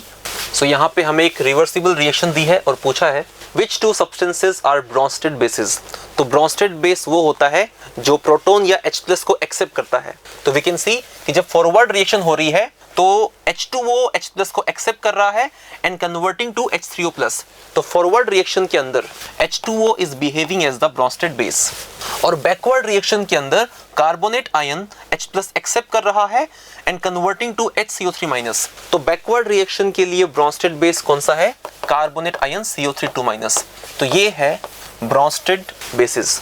तो गिवन ऑप्शंस में हमारा आंसर हो जाएगा option D, CO3-2- and H2O। Next question is 74. It says the pH value of 10⁻⁻4 molar NaOH solution is। तो NaOH एक बहुत ही strong base है, तो जब ये dissociate करेगा तो 100% dissociate करेगा to give Na+ aqueous and OH- aqueous। तो NaOH which is 10⁻⁻4 molar ये completely dissociate हो जाएगा और हमें मिलेगा OH- 10⁻⁻4 molar और Na+ भी होगा 10⁻⁻4 मोलर। और ये जो OH- की कॉन्सेंट्रेशन है काफ़ी हाई है, तो वाटर से आने वाला जो इफेक्ट है OH- का उसे हम नेग्लेक्ट कर सकते हैं। तो हमारे पास जो OH- कॉन्सेंट्रेशन है that is equal to 10⁻⁻4 molar. तो अगर हम निकालें POH तो POH हो जाएगा minus log of OH- concentration, this is minus log of 10⁻⁻4 और ये आ गया 4। तो POH है 4, लेकिन हमें निकालना है pH and we know that pH is equal to 14 - POH। तो ये बन जाएगा 14 - POH विच इज 4। तो ये आ गया 10। सो pH इज 10 और गिवन ऑप्शंस में हमारा आंसर हो जाएगा option B. Next question is 75. It says the solubility product of Ag2CrO4 is 32 into 10⁻⁻12. What is the concentration of CrO4 in that solution? तो हमें Ag2CrO4 का Ksp का वैल्यू दिया है 32 into 10⁻12। तो Ag2CrO4 जो कि एक sparingly soluble salt है, जब इसे पानी में लेंगे हम it will dissociate to give 2Ag plus aqueous plus CrO4 2- aqueous। तो अगर हम मानते हैं कि इसका सोल्यूबिलिटी है S, तो Ag+ की कॉन्सेंट्रेशन हो जाएगी 2S और CrO4 2- क्रोमेट आयन की कॉन्सेंट्रेशन हो जाएगी सोल्यूबिलिटी S। और Ksp का जो एक्सप्रेशन है वो है Ag+ concentration to the power coefficient 2 into CrO4 2- concentration. तो ये बन जाएगा Ksp इज इक्वल टू, तो Ag+ है 2S तो 2S का square into CrO4 2- concentration S। तो यहाँ से मिलेगा हमें 4S³ is equal to Ksp। तो S³ हो जाएगा हमारे पास Ksp/4। तो सोल्यूबिलिटी S हो जाएगा Ksp/4 टू द पावर 1/3। तो ये है सोल्यूबिलिटी ऑफ Ag2CrO4। तो S आ जाएगा हमारे पास, Ksp की वैल्यू है 32 into 10⁻12 divided by 4 to the power 1/3। तो ये बन गया हमारे पास 8 into 10⁻12 का क्यूब रूट या टू द पावर 1/3। तो 8 का क्यूब रूट होता है 2 और 10⁻12/3 10⁻4। सो this is the solubility S। तो ये S की वैल्यू है और कॉन्सेंट्रेशन ऑफ CrO4 2- कितना है? S के बराबर। इसका मतलब कि concentration of CrO4 2- in the solution is equal to S which is equal to 2 into 10⁻4 molar. तो गिवन ऑप्शंस में हमारा आंसर हो जाएगा ऑप्शन ए। क्वेश्चन नंबर 76 पूछा है कौन बाइकार्बोनेट के साथ रिएक्शन देगा। बहुत सिंपल है, फिनॉल बाइकार्बोनेट के साथ रिएक्शन देता है क्या? नहीं। क्यों? क्योंकि यहाँ से जो मिलेगा वो क्या मिलेगा आपको बताओ? आपको मिलता है कार्बोनिक एसिड। तो क्या ये कार्बोनिक एसिड आपका फिनॉल से ज़्यादा एसिडिक होता है? बिल्कुल होता है। और रिएक्शन कैसे फेवर करता है आपको पता ही होगा कि अगर हम लोग कोई रिएक्शन लिखते हैं, सपोज मैंने लिखा PHOH, तो अगर आप ये रिएक्शन कराते हो कि मान लेते हैं आपने करा दिया कि सर मैं ये करा दूंगा, तो अगर आप ये कराते हो तो क्या सोचना है मैं उसको बताता हूँ। यहाँ से क्या बनना चाहिए? आप बोलोगे सर यहाँ से रिएक्शन होना चाहिए PHO- Na+, ठीक है, और बनना चाहिए H2CO3। लेकिन कार्बोनिक एसिड जो होता है ये इसके कंपेरिजन में स्ट्रॉन्ग एसिड होता है। तो आप वीक एसिड से कहाँ जा रहे हो? स्ट्रॉन्ग एसिड में। लेकिन ऐसा रिएक्शन पॉसिबल नहीं होता है। आपको कहाँ आना है? वीक एसिड की तरफ आना है। तो अगर वीक एसिड मतलब पहले वाले से एसिडिक स्ट्रेंथ कम होना चाहिए तो वो रिएक्शन फिजिबल होता है, ये रिएक्शन पॉसिबल नहीं है। सेम उसी तरीके से अल्कोहल और रेफरेंस अपने पास कौन है? Carbonic acid. अल्कोहल और कार्बोनिक एसिड में बताओ कौन ज़्यादा एसिडिक है? Carbonic acid. यानी फिर से आप स्ट्रॉन्ग की तरफ जा रहे हो तो ये भी रिएक्शन फिजिबल नहीं है। कार्बोक्सिलिक एसिड ज़्यादा एसिडिक होता है किससे, कार्बोनिक एसिड से। इसलिए आप क्या बोलोगे कि अच्छा ये तो रिएक्शन देगा। और ये आपको पढ़ाया भी गया है कि आप किस तरीके से देख सकते हो किसमें फिनॉल में कौन देगा, अल्कोहल में कौन देगा, है ना। और उसके बाद फिर आपके पास अगर और भी सिस्टम है जैसे, तो फिर वहाँ पर अल्काइन दे दिया तो उसके साथ कौन कौन सी रिएक्शन होती है आपको पता होता है। तो आपको चेक करने का तरीका यही होता है कि आपको ढूंढना है कि भाई रिएक्शन तभी फिजिबल होगा जब आप एक स्ट्रॉन्ग एसिड से वीक एसिड में जाओगे, ना कि वीक एसिड से स्ट्रॉन्ग एसिड में जाओगे। यानी पहले वाले जो एसिड है और बाद वाला जो एसिड मिल रहा है, तो पहले वाले की एसिडिक स्ट्रेंथ क्या होनी चाहिए, ज़्यादा, और बाद में जो प्रोडक्ट में मिल रहा है उसकी एसिडिक स्ट्रेंथ क्या होनी चाहिए, कम होनी चाहिए। अगर ऐसा नहीं है तो वो फिजिबल रिएक्शन नहीं होगा। तो इसलिए ये भी नहीं है, अल्कोहल भी नहीं है, ये भी आपका फिनॉल है, ये भी नहीं देगा। और ये कार्बोक्सिलिक एसिड सिर्फ क्या करता है, रिएक्शन देता है। और यही टेस्ट की तरफ यूज़ करते हैं, है कि नहीं, ब्रिस्क एफर्वेशन देता है। और ब्रिस्क एफर्वेशन देने से पता चल जाता है कि उसमें कार्बोक्सिलिक एसिड है। तो ये आपका ऑप्शन जो है वो करेक्ट जो है वो सी ऑप्शन आपका निकल के आ जाएगा, राइट। चलिए हम लोग देख सकते हैं क्वेश्चन नंबर 77। तो अगर क्वेश्चन नंबर 77 की अगर हम लोग बात करें तो पूछा है विच इज़ इनकरेक्ट स्टेटमेंट, कौन सा इनकरेक्ट है। तो आपसे पूछा है, सबसे पहला दिया है कि CH3C डबल बॉन्ड हो CH2 COH। तो मैं इसको ऐसे लिख देता हूँ, COH का मतलब COO minus, right. Is less acidic then, less acidic किससे बोल रहा है, NO2 CH2 और COO माइनस। क्यों, H+ निकाल दिया मैंने दोनों से। अब बताओ इन दोनों में से ज़्यादा एसिडिक कौन होगा। आप देखो ये स्ट्रॉन्गर है -M या स्ट्रॉन्गर है -M है क्या यहाँ पे, नहीं है ना -M। इससे से गलती मत कर देना, -M मत लगा देना। यहाँ इसके साथ रेजोनेंस में यहाँ नहीं है, ये यहीं पर रेजोनेंस करेगा, यहीं पर रह जाएगा, आपस में रेजोनेंस करेगा। आपस में करने का मतलब ऐसा, ये बस इतना ही कर सकता है। तो यहाँ पर आप क्या देखोगे, इंडक्टिव लगाओगे, -I स्ट्रॉन्गर किसका होता है, NO2 का। तो बताओ ये कैसा होगा, ज़्यादा एसिडिक होगा। तो वही बोल रहा है कि नहीं बोल रहा है, लेस एसिडिक बोल रहा है इससे, बिल्कुल सही बात है, ये ज़्यादा एसिडिक है। फिर आपसे पूछा है carboxylic acid more acidic then carbonic acid. Carboxylic acid मान लेते हैं, सपोज लिया RC डबल बॉन्ड OH, ठीक है, यानी O- एक निकाल दिया। और उधर कार्बोनिक एसिड का मतलब है OH C double bond O-। तो ये वाला पार्ट दोनों में कॉमन है, तो डिपेंड किस पे करेगा, ये क्या लगाएगा +M। और अगर ये +M लगाएगा तो बताओ ये क्या करेगा, इसको स्टेबलाइज तो करेगा नहीं, है ना। तो आप क्या बोलोगे, कार्बोनिक एसिड क्या होता है, एक वीकर एसिड होता है किससे कंपैरिजन में, आपके पास जहाँ पर क्या है कार्बोक्सिलिक एसिड है। तो carbonic acid is less acidic. तो आप क्या बोलोगे, यहाँ पर क्या लिखा है, carboxylic acid is more acidic.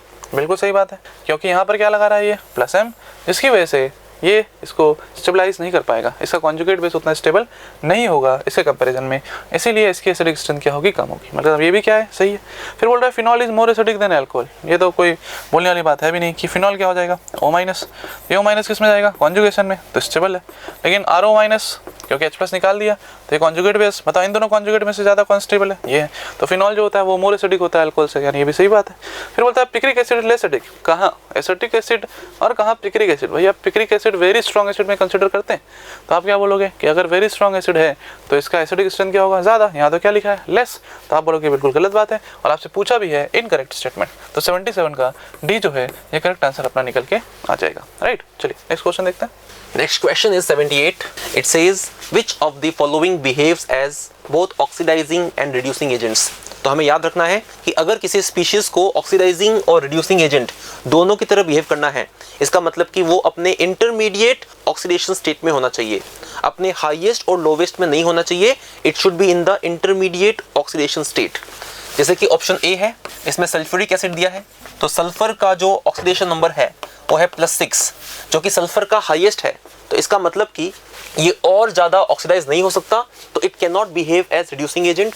तो ये हमारा आंसर नहीं होगा।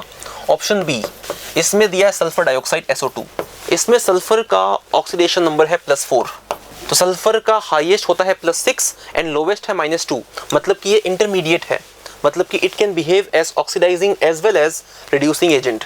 तो हमारा आंसर हो जाएगा ऑप्शन बी। ऑप्शन सी देखते हैं, इसमें H2S है, इसमें सल्फर का ऑक्सीडेशन नंबर है -2, जो कि सल्फर का लोवेस्ट है, मतलब कि ये और ज़्यादा रिड्यूस नहीं हो सकता, इसका मतलब कि it can not behave as oxidizing agent. तो ये हमारा आंसर नहीं होगा। And option D HNO3 nitric acid, इसमें नाइट्रोजन +5 में है, जो कि नाइट्रोजन का हाईएस्ट है, तो ये और ज़्यादा ऑक्सीडाइज नहीं होगा, तो it can not behave as reducing agent. तो डी भी हमारा आंसर नहीं होगा। तो हमारा आंसर हो जाएगा option B. Next question is 79. It says when HNO3 is converted into NH3, the equivalent weight of HNO3 will be. So nitric acid HNO3 converted to ammonia. तो HNO3 में नाइट्रोजन का oxidation number है +5 और ammonia में है -3। तो यहाँ पे चेंज ऑफ ऑक्सीडेशन नंबर कितना है, 8 का चेंज है, 5 से -3, it's a change of 8 electrons. इसका मतलब कि नाइट्रिक एसिड का वैलेंसी फैक्टर कितना है, 8। और हमें पता है कि इक्विवेलेंट वेट का फॉर्मूला होता है molecular weight by valency factor, जो कि यहाँ पे कितना है, 8। तो ये हो जाएगा हमारा answer molecular weight m/8। So given options में the answer is option D. Next question is 80। It says the number of moles of oxalate ions oxidized by 1 mole of MnO4 minus ion in acidic medium is। तो oxalate ion है C2O4 minus और MnO4 minus ion के साथ जब ये reaction करेगा acidic medium में, तो MnO4 माइनस है एक पावरफुल ऑक्सीडाइजिंग एजेंट, तो ऑक्सलेट आयन को वो कर देगा ऑक्सीडाइज टू कार्बन डाइऑक्साइड और एसिडिक मीडियम में खुद हो जाएगा रिड्यूस टू Mn2+। तो ऑक्सलेट आयन में कार्बन का ऑक्सीडेशन नंबर है +3 और CO2 में है +4। तो कार्बन का जो ऑक्सीडेशन नंबर का चेंज है वो कितने का है, 3 से 4, 1 का चेंज है। लेकिन यहाँ पे कार्बन के 2 एटम्स हैं, तो C2O4 के लिए टोटल चेंज कितना हो गया, 2 का हो गया। इसका मतलब valency factor of oxalate ion is 2। MnO4 में मैंगनीज +7 में है और Mn2+ में +2 में है, तो यहाँ पे चेंज ऑफ ऑक्सीडेशन नंबर कितना है, 5 का चेंज है। इसका मतलब कि valency factor of MnO4 is 5। तो यहाँ पे हम अप्लाई कर सकते हैं लॉ ऑफ केमिकल इक्विवेलेंस कि number of gram equivalence equivalence of C2O4 is equal to number of gram equivalence of MnO4 और नंबर ऑफ ग्राम इक्विवेलेंस क्या होते हैं, मोल्स इनटू वैलेंसी फैक्टर। इसका मतलब कि moles of C2O4 into valency factor of C2O4 कितना है, 2 is equal to moles of MnO4 into valency factor of MnO4 5। तो क्वेश्चन में हमें MnO4 के मोल्स दिए हैं 1 मोल और ऑक्सलेट आयन के मोल्स निकालने हैं, तो ये बन जाएगा moles of oxalate ion C2O4 is equal to moles of MnO4 1 into 5 और ये 2 यहाँ आ जाएगा, तो ये बन गया 5/2। तो 5/2 is our answer. So given options में the answer is option A. Next question है अपने पास क्वेश्चन नंबर 81। क्वेश्चन नंबर 81 में अगर आप देखोगे तो आपसे पूछा है मोस्ट स्टेबल कार्बोकेटाइन इज, कौन सा सबसे ज़्यादा स्टेबल कार्बोकेटाइन है। तो आप बोलोगे सर क्या क्या है, देख लेते हैं। यहाँ पर आपके पास है CH2+ और Cl है, फिर आपके पास क्या है CH2+ और NO2 है, फिर आपके पास क्या है OCH3 है, फिर आपके पास क्या है CH2+। ठीक है, तो आप क्या देखोगे कि सर कार्बोकेटाइन को स्टेबलाइज कौन करेगा, ग्रुप पे ये क्या लगाएगा, -I इसका ज़्यादा स्ट्रॉन्गर होता है, ये क्या लगाएगा -M, ये क्या लगाएगा बताओ, लोन पेयर है ना, क्या लगाएगा +M, और इस पे तो कोई ग्रुप ही नहीं है। तो सबसे ज़्यादा स्टेबल कौन करेगा, यही तो डोनेट कर रहा है, जो डोनेट करेगा कार्बोकेटाइन की स्टेबिलिटी को बढ़ाएगा। तो सबसे पहला नंबर पे कौन आएगा, यही, और सिर्फ एक ही पूछा है तो ऑप्शन नंबर सी जो है आपका वो करेक्ट आंसर हो जाएगा। अगर आप पूरा ओवरऑल ऑर्डर निकालते तो क्या निकालते बताओ, सबसे पहले कौन आता, यही आता, दूसरे नंबर पे कौन आता, ये आता, तीसरे नंबर पे कौन आता, ये आता, और चौथे पे आता, क्योंकि मुझे विड्रॉइंग नहीं चाहिए, मुझे डोनेटिंग चाहिए, और डोनेटिंग नहीं है तो विड्रॉइंग ना होना उससे ज़्यादा बेटर वही है ना। तो इसलिए कुछ कोई ग्रुप नहीं है, कोई ग्रुप नहीं है तो इसके बाद इसका नंबर आता, फिर उसके बाद इसका नंबर आता है, क्योंकि -I स्ट्रॉन्गर लगाता है, और यहाँ क्या होगा -M, तो ये तो बहुत ज़्यादा इलेक्ट्रॉन खींच रहा है, अनस्टेबल हो जाएगा। तो अगर आप पूरा ऑर्डर लिखते तो इस तरीके से आप पूरा ऑर्डर को कर सकते थे। नेक्स्ट क्वेश्चन है अपने पास क्वेश्चन नंबर 82। क्वेश्चन नंबर 82 में आपसे पूछा है rank the following alkenes in decreasing order of heat of combustion values.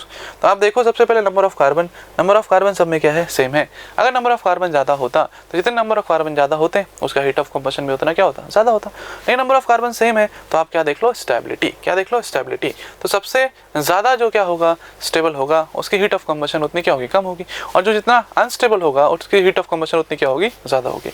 तो डेल्टा CH जो होता है जो इन्वर्सली प्रोपोर्शनल होता है किसके, स्टेबिलिटी ऑफ अल्कीन के। तो आप क्या देखोगे, सबसे ज़्यादा स्टेबल कौन है, सबसे ज़्यादा स्टेबल कौन होगा, कैसे देखेंगे। तो आप बोलोगे इस वाले केस में एक ये दिया हुआ है, एक ये दिया हुआ है, एक ये दिया हुआ है और एक ये दिया हुआ है। इन चारों में से आप देखो अल्फा हाइड्रोजन सबसे पहले, ये अल्फा है, ये अल्फा और ये अल्फा है, ये अल्फा और ये अल्फा है, ये अल्फा और ये अल्फा है।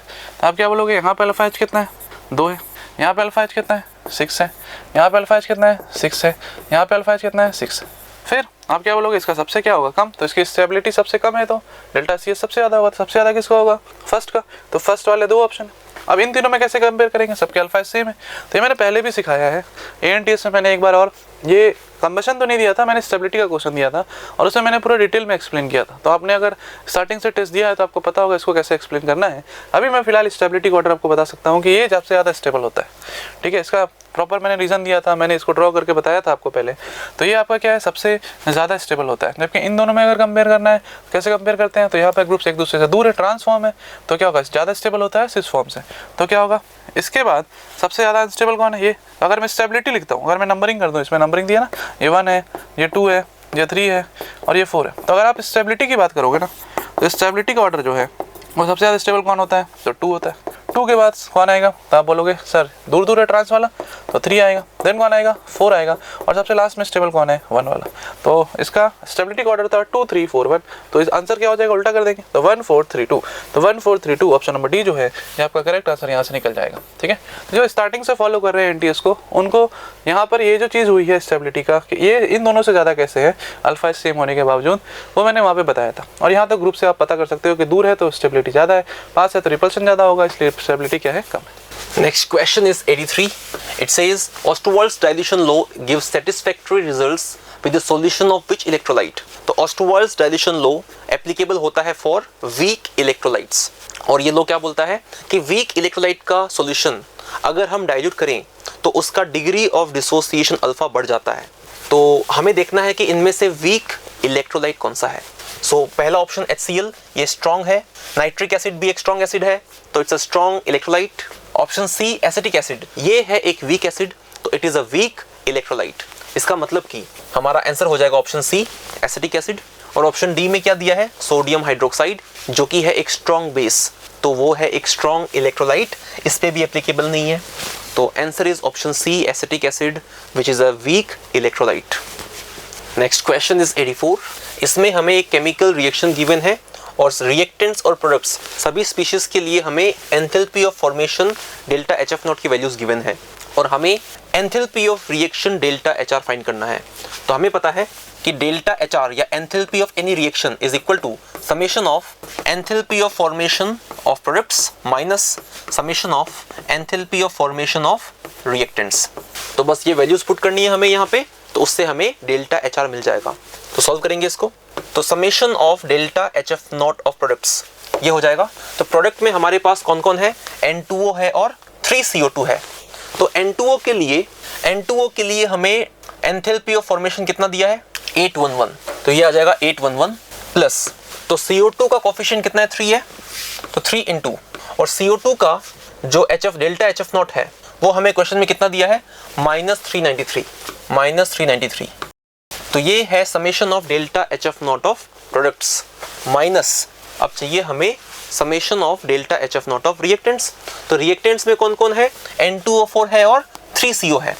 तो N2O4 के लिए डेल्टा HF0 कितना है, हमें दिया है 10 प्लस, और CO का कोफिशिएंट 3 है, तो 3 × और CO का जो हमें डेल्टा HF0 दिया है वो दिया है -110। तो ये वैल्यू जब सॉल्व करते हैं तो सॉल्व करने के बाद में it comes out to be -48। तो ये हो जाएगा डेल्टा HR। तो गिवन ऑप्शंस में हमारा आंसर हो जाएगा ऑप्शन ए। क्वेश्चन नंबर 85 क्या है, नेक्स्ट क्वेश्चन नंबर 85 है। तो क्वेश्चन नंबर 85 में आपसे पूछा गया है कि which among the following molecules have sp3 hybridization. sp3 hybridization पूछा है, लेकिन बोला है with 1 lone pair of electrons, एक लोन पेयर भी होना चाहिए। तो अगर हम लोग SF4 की बात करें तो SF4 में हम लोग क्या करेंगे बताओ, 6 + 4/2 ऐसे ही कैलकुलेट करते हैं, सीखा हम लोगों ने। तो बताओ क्या हो जाएगा, 10/2, यानी वैल्यू कितनी आ गई, 5। कैसे आ गई 5, 6 क्या है वैलेंस इलेक्ट्रॉन, 4 क्या है number of monovalent atoms, divide by 2, तो वैल्यू 5 आई। तो फ्लोरीन कितने हैं, 4। तो आप बोलोगे बॉन्ड पेयर कितने हो गए सर, 4। लोन पेयर कितने हो गए सर, 1 हो गया कि नहीं। और हाइब्रिडाइजेशन क्या होगी, sp3d। तो बताओ ये तो मैच कर रहा है, लोन पेयर 1 sp3d, मतलब ये सही है कि नहीं। नेक्स्ट अगर आप देखोगे सेकंड है आपके पास PCl4+ में वैलेंस इलेक्ट्रॉन 5 फास्फोरस का, number of atoms fluorine 4, chlorine के 4 है, और प्लस चार्ज इलेक्ट्रॉन आया गया तो -1 डिवाइड बाय 2, तो वैल्यू कितनी आ गई बताओ, कितनी आ जाएगी, 549 911 गया 8/2 4 है। तो हाइब्रिडाइजेशन क्या होगी, sp3। तो इसको चेक करने की जरूरत नहीं है, बॉन्ड पेयर लोन पेयर, वैसे तो बॉन्ड पेयर कितने होंगे 4, और लोन पेयर क्या होगा 0। तो आप क्या बोल सकते हो कि भैया ये तो नहीं हो सकता, यानी 1 तो है लेकिन 2 नहीं है। नेक्स्ट अगर हम लोग देखेंगे तो आपके पास है 3rd Xg और 2 F2। तो आप क्या बोलोगे, जिनन का वैलेंस इलेक्ट्रॉन 8, ऑक्सीजन काउंट नहीं करना है क्योंकि फॉर्मूला में सिर्फ मोनोवैलेंट होता है, मोनोवैलेंट एटम किसने है, थ्रू। तो 8 + 2/2 वैल्यू कितनी आई, 5 आया। तो कितने टोटल एटम है, सेंट्रल एटम को छोड़ के 4, तो बॉन्ड पेयर 4, कितना बच गया 1, तो लोन पेयर 1, और बताओ हाइब्रिडेशन क्या हो गई, sp3d। तो आप क्या बोल सकते हो, अच्छा ये भी आंसर होगा। तो कौन कौन हो गया, 1 और 3 मैच कर गया, ClOF3 ये फोर्थ है। तो बताओ सेंट्रल एटम आपके पास कौन हो गया यहाँ पर, क्लोरीन। तो आप क्या बोलोगे, क्लोरीन का कितना होगा वैलेंस इलेक्ट्रॉन, 7। ऑक्सीजन काउंट करते नहीं है, तो 7 + 3/2 वैल्यू हो गई 5, क्योंकि बाइवेलेंट है, हम लोग मोनोवेलेंट लेते हैं फॉर्मूला में। 7 + 3/2, 7 valence electron, number of fluorine 3, तो 7 + 3/2 वैल्यू 5। टोटल एटम्स कितने हैं, 4, तो बॉन्ड पेयर भी कितने, 4। कितना बच गया, एक लोन पेयर, एक लोन पेयर, एक हाइब्रिडेशन, sp3d। तो अपना आंसर क्या होगा, 3 होगा। कौन कौन सा, 1 देखो कौन सा है अपने पास है, 1 ये तो था। दूसरा क्या है, 3 और 4, 1 3 4 ढूंढते हैं। 1 3 4 किस में, 1 है, 3 एंड 4 है। ऑप्शन नंबर बी जो है इसका करेक्ट आंसर हो जाएगा।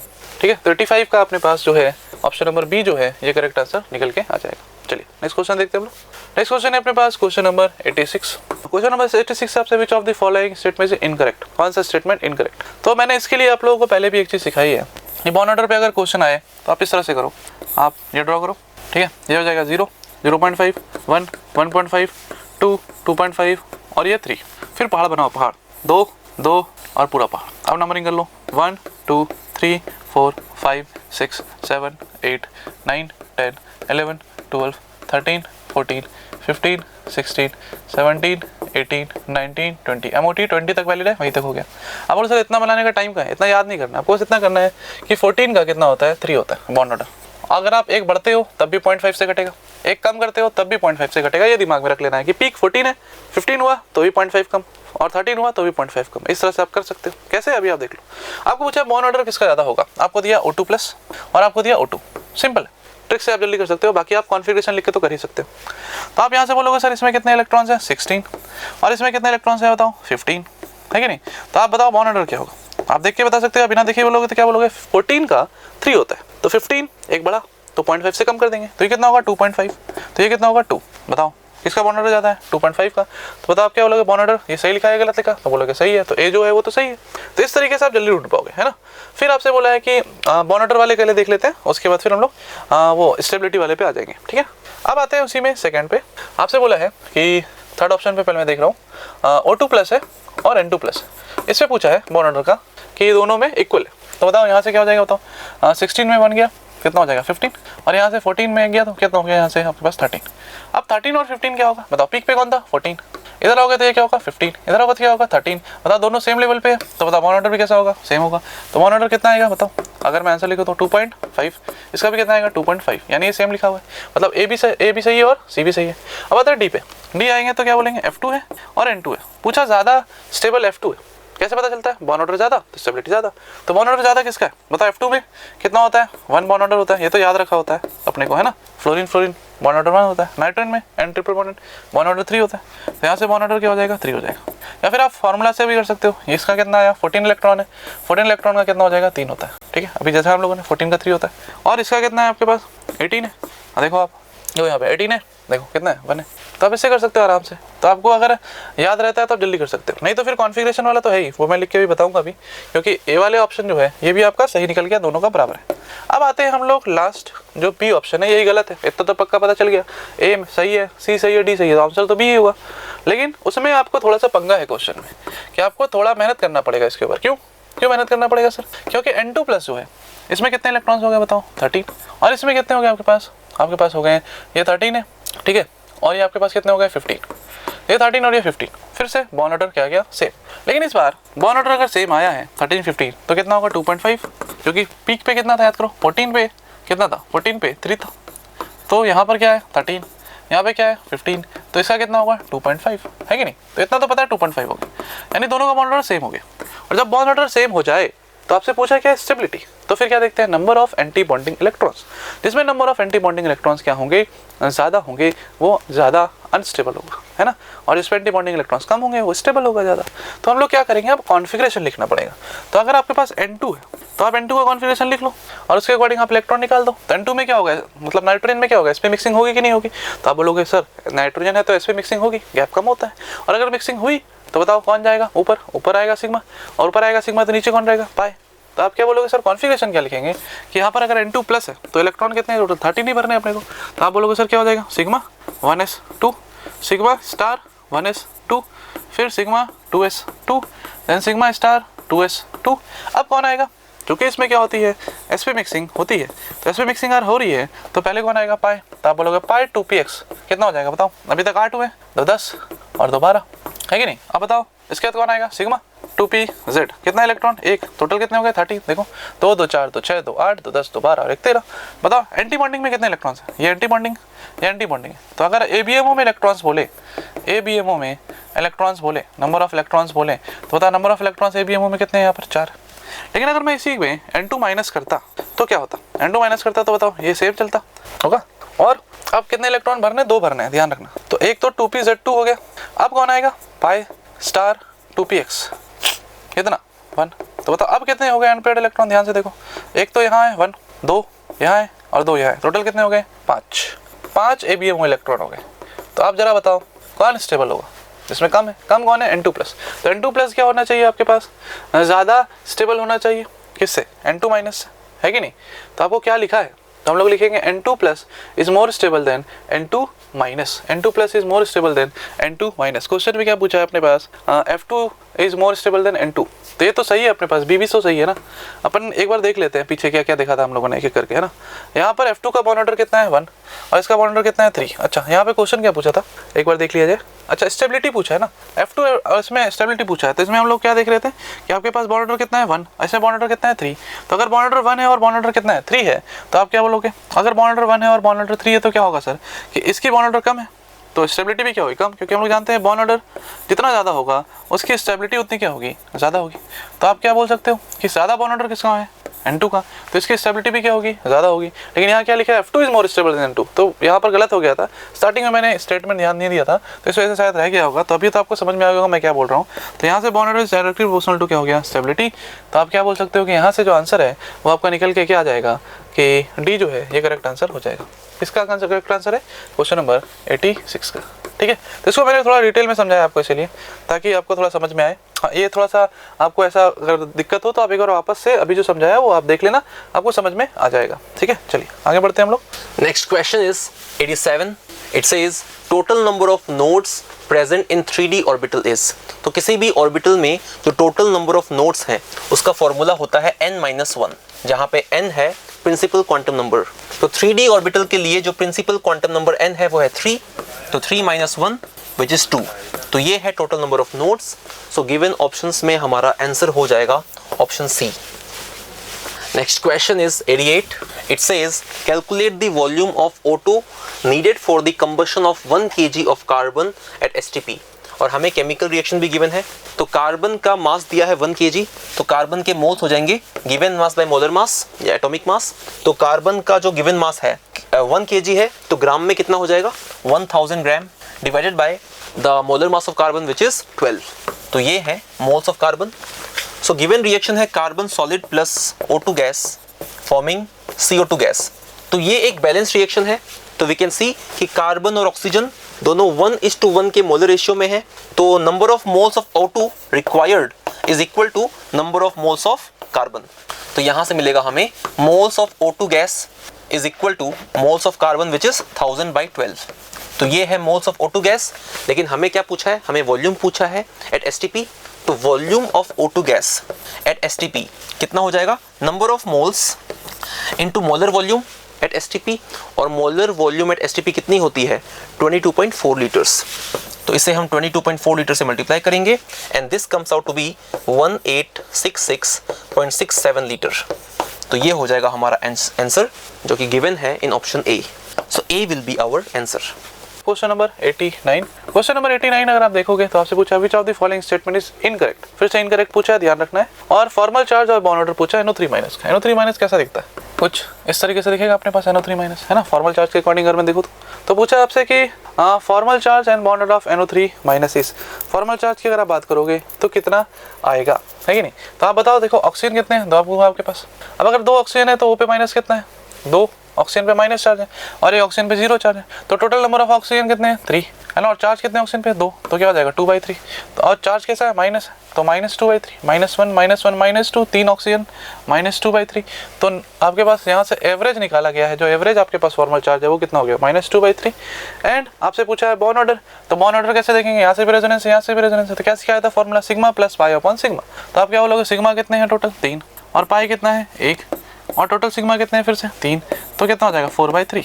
यानी ये भी सही है और ये भी सही है, कितना लिखा है -2/3 एंड 4/3, यानी स्टेटमेंट बिल्कुल सही है। फिर बोल रहा है XeF4 is formed in first excited state. बताओ फर्स्ट एक्साइटेड स्टेट में XeF4 बनेगा क्या, बताओ बन सकता है क्या, नहीं। किसमें बनेगा आपके पास सेकेंड एक्साइटेड स्टेट में बनेगा। फर्स्ट एक्साइटेड स्टेट में तो कौन बनेगा XeF2 बनेगा, देन क्या बनेगा XeF4 बनेगा, देन क्या बनेगा FgX6 बनेगा, ऐसे बनता है ना।